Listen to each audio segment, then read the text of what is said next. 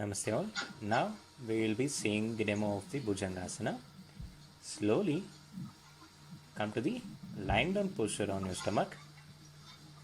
First go for Makarasana and relax. Relaxation posture. Now slowly join your legs, stretch your legs, keep your palms next to your chest, and then slowly inhale and lift your upper body as much as you can. Slowly inhale and exhale in the posture. You no need to straighten your elbows. After that, slowly exhale and release. Come back to Makarasana. You can hold the posture for 10 to 30 seconds and then release. So once after Bhujangasana, slowly try to sit in Vajrasana, forward bend, and keep your back relaxed in this posture called as Shashankasana. Once you get in, good, relax, slowly come up and then release.